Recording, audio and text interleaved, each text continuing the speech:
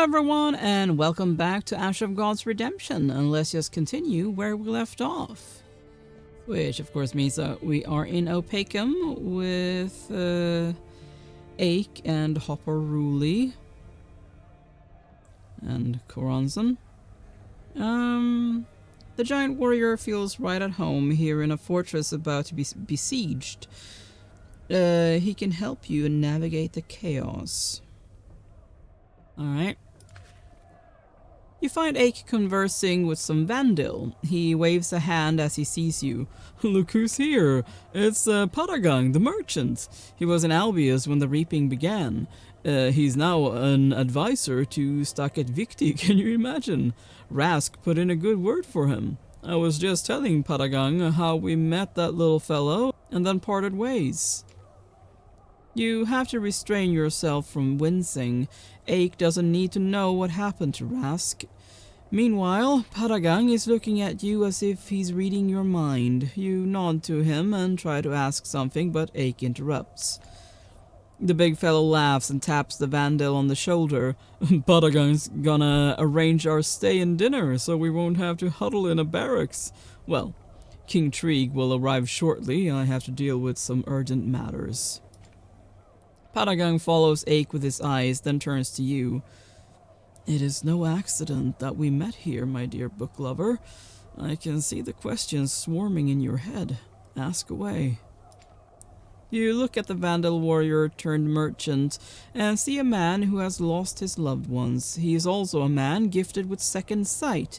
There must be some shamans in his bloodline. You look at me more intensely than damsels used to look at the silks in my stall. Come, ask away, for I have a lot on my plate. Rask is nowhere to be found, and I'm busy as a bee. I'm guessing we can ask anything, but some of them might not be good. Did you see anything out of the ordinary in Albius? I've seen sorcery of all kinds. It is like a blinding light to me. First, a young woman came to Albius, and I swear I've never seen a finer lass in my entire life. After that, it seemed to me that the sky went dark with storm clouds. It was then that the Reaper appeared. Finally, when the bell began to peal, the darkness started to dissipate. What can you tell me about Thornbrennan and his daughter? Are they sorcerers too? How did they resist the Reaper?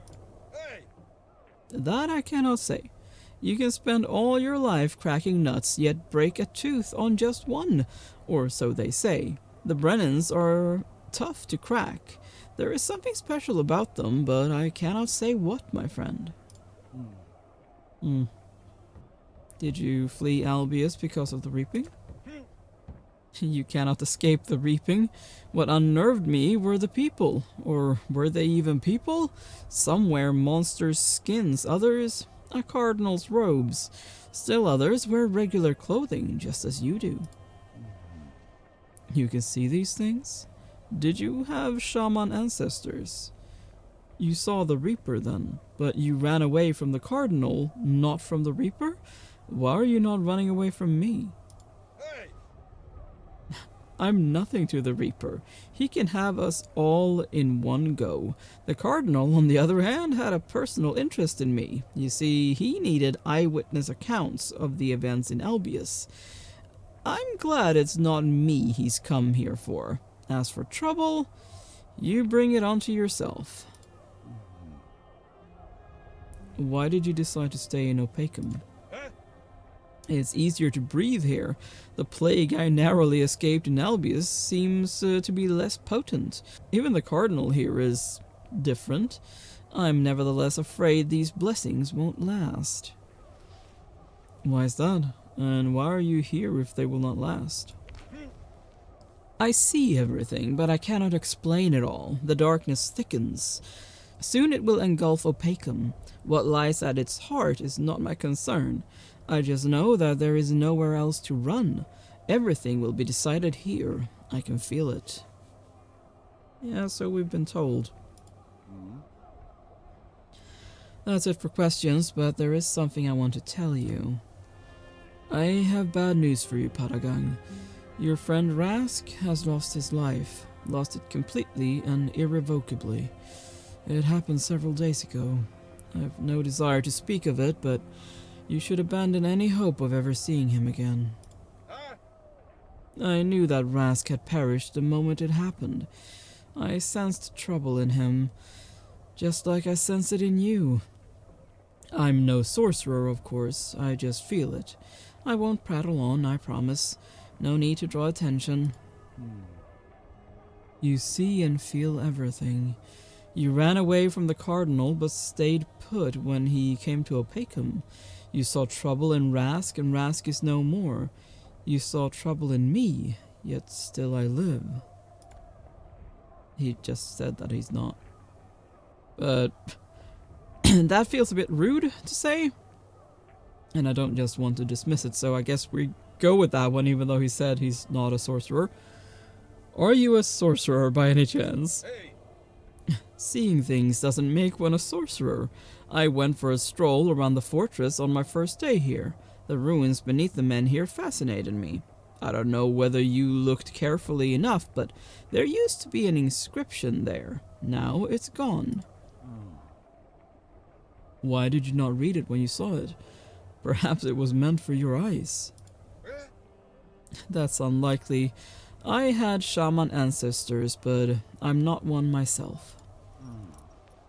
I should be going now. Riddles and cryptic words have been getting on my nerves as of late.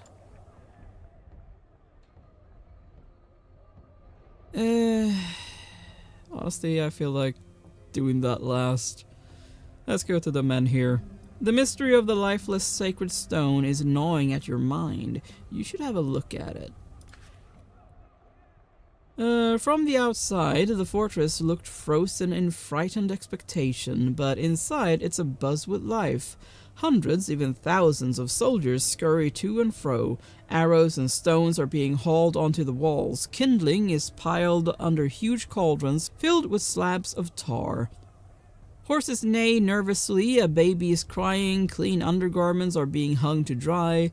If death is nigh, you might as well wear clean clothes. A short distance from the gate, you see the mysterious rock jutting out of the ground like a black fang. You've been to Opacum many times, and every time you've stood here admiring the ominous lifeless men here and the white ruins smashed and pushed into the ground beneath it. Over the centuries, the menhir has become part of the wall, while the white boulders have practically disappeared. In fact, all you can see is a single cracked lintel, which used to rest on a row of columns. What is so special about this menhir except that it destroyed an ancient chapel from which it rose? It's a millennium-old mystery, an everlasting one. People seem to avoid it without even thinking, and there's a ring of emptiness around the rock. Even in the crowd-thronged square, you stop at a distance as if you yourself were afraid. Someone stands behind you, not too close, not too far either. Only for a moment you believe that it's Amma, your lost and estranged love. Listening carefully, you realize that it's someone else, familiar yet different. She has come to speak to you, and it's not a conversation you can avoid. Oh, hello, Philia. You turn to face a tall blonde woman. The way she looks at you suggests that she already knows everything you could tell her. Her resemblance to Amma is striking, save for the lacking fairness of her hair. Alright. My name is Philia. I've been waiting for you. Mother told me you would surely come here. I wouldn't have, but your mother drove me here with promises, riddles, and cunning. She even cursed me. Just who is your mother? I can only tell you what I myself know. My mother, I call her Sheila. Unda to those who have never met her. Believe me, if she had laid a burden on anyone, she would have shouldered twice as much herself. This is the least of my concerns at the moment. Tell me, can I be rid of the curse in Opacum or not? Why not draw your sword and ask me whether you could win a duel? How am I to know? I'm no fencing expert. I know not your opponent, nor in fact do I know you. Do not ask me about matters you yourself are supposed to ascertain.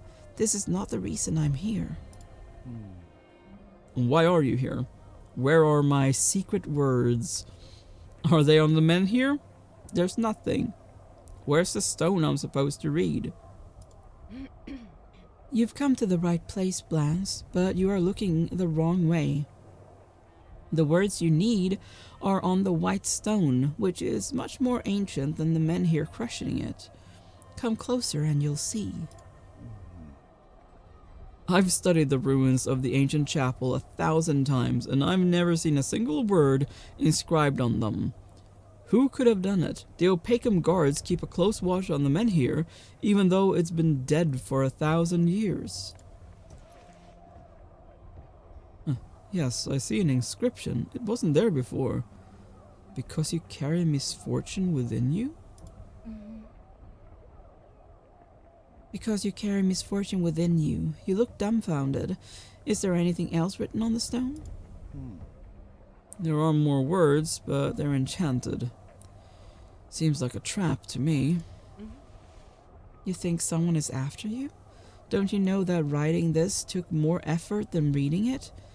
What if it's your salvation?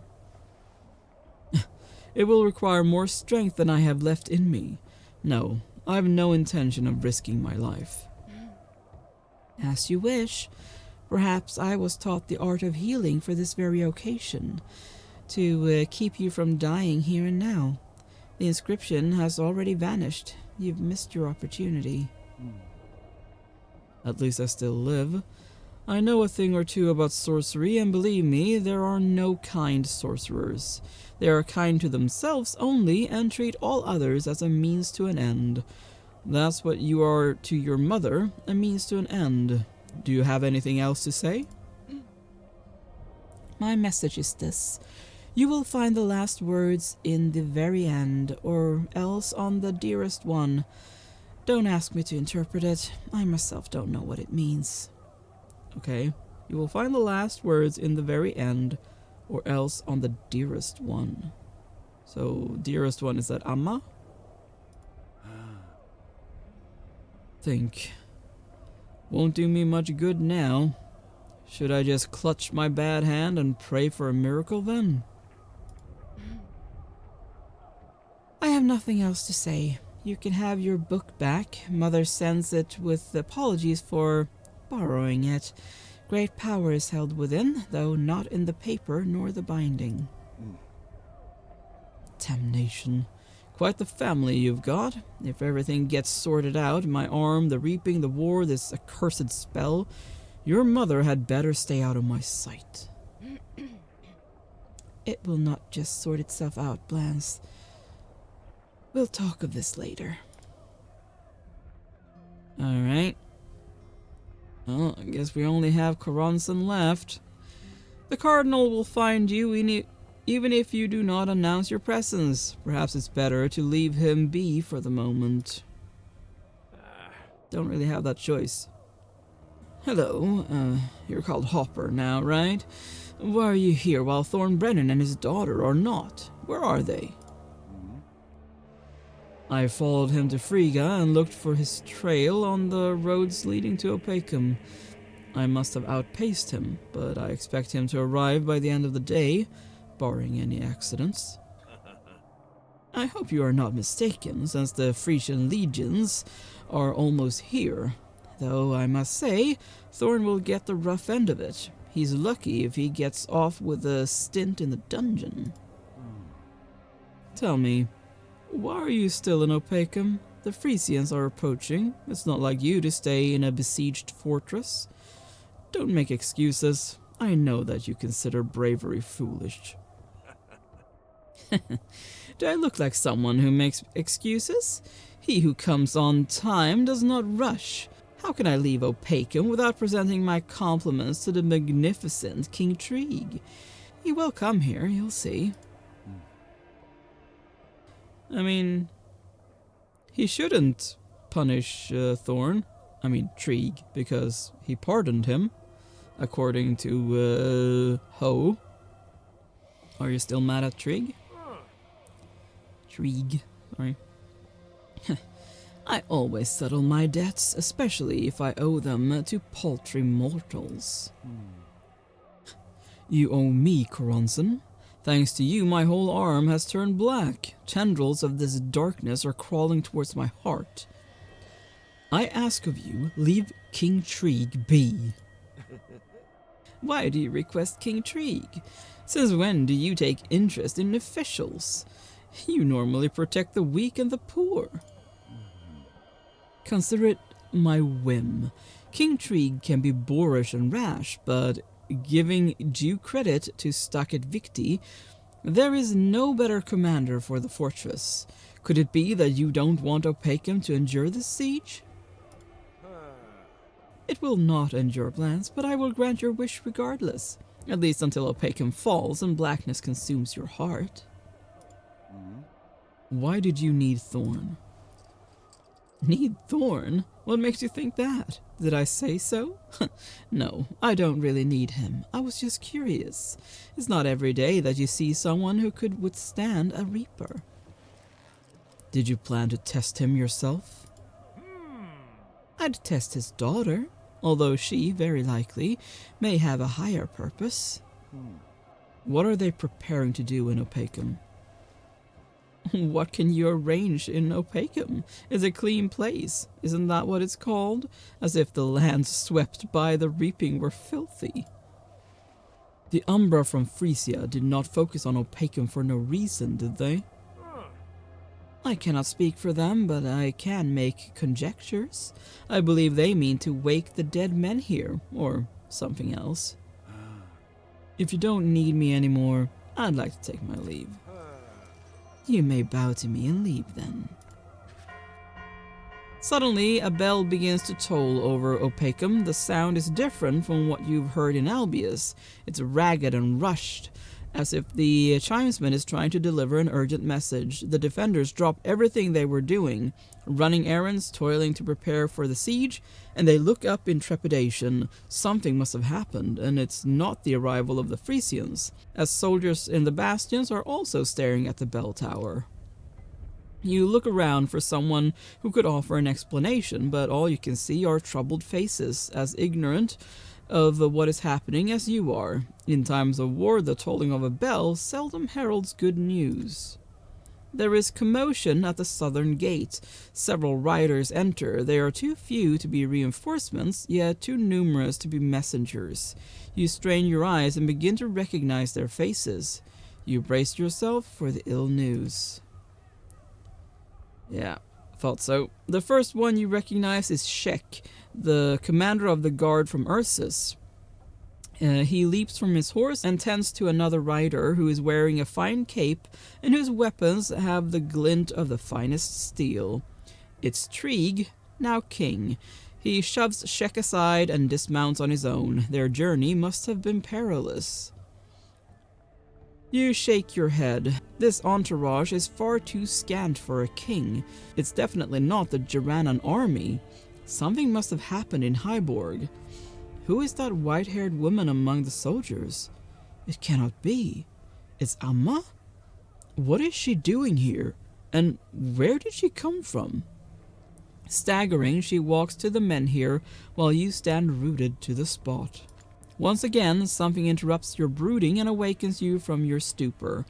It looks like another company has arrived in Opacum. Is this Trig's mounted rear guard catching up to him in the fortress? The riders are wounded and their horses exhausted. Prince Haderlig! Oh! Okay. Prince Haderlig is also here. Hyborg must have fallen, cutting off the road to Barkana. That's the only explanation for such a ragged company coming to Opacum. The fortress will soon be besieged from all sides. The two groups come together. You watch Staket Victi point a finger toward the main bastions as he explains something to King Trig. Deep in conversation with them is Ake. The giant looks around, notices you, and gestures for you to join the discussion. Do I see the infamous book lover? Skip the kneeling. In times like these, kneeling's only good for the scaffold, if you're lucky enough to even make it that far. I have spoken to Ake and Count Victi and learned that you were a scribe in Isana. I have many questions for you, Hopper, some more important than others. I am delighted to see you, and I am quite grateful to you for healing my son. If only it were not for the misfortune of him running off after Thorn again. My men couldn't catch him. Where is Thorn? What have you been doing all this time? I'm holding out hope that you do not incur my wrath. Your Majesty, I ask the gods to spare me from your wrath. We followed Thorn's trail to Opacum and anticipated his arrival. I'm sure he'll arrive by the end of the day. I hope he brings Hode with him. Alright, we'll discuss this later. Now, people praise you for your knowledge, so if you truly are as wise as they say, tell me this. What do the Reapers want, and why are they aiding Frisia? Why did they drive us to Opacum, and what exactly is so special about this fortress? Well, those are interesting choices, aren't they? Well, I mean, we were just told that they're after the Menhir, so might as well tell the truth. The secret of Opacum lies within its Menhir. Is it not dead? Who needs a Menhir that hasn't healed a single ailing suppliant? Frisia and the Reapers are unlikely to concern themselves with healing Birkins, Your Majesty. Temple servants know more about the sacred stones than I do, but I doubt that even they would be able to answer your question.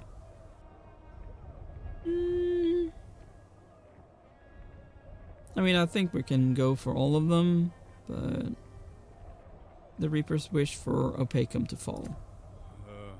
Then why did they give me an escape route that would lead me here?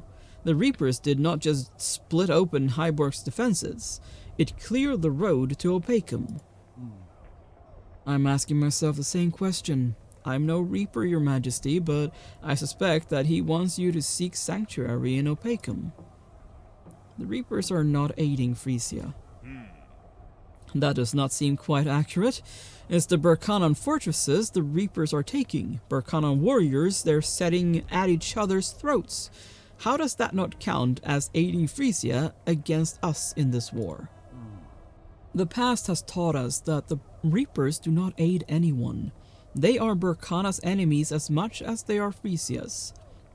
When they crush one, the other rejoices and consider it aid until it too is destroyed. I can see that your wisdom is overpraised. You'd better be a finer chronicler than an advisor. We are at a pivotal point in history, and what follows is worth writing down in your annals. Do not miss anything. You can rely on me, Your Majesty. Everything I witness will be recorded, and you'll certainly receive a copy of the scroll for your archives. I hope that our descendants live to read all this. Now go. We'll let you know if you're needed. Okay, well, I am going to end this episode here. Thank you so much for watching. Please consider leaving a like and subscribe, and I will see you next time. Bye!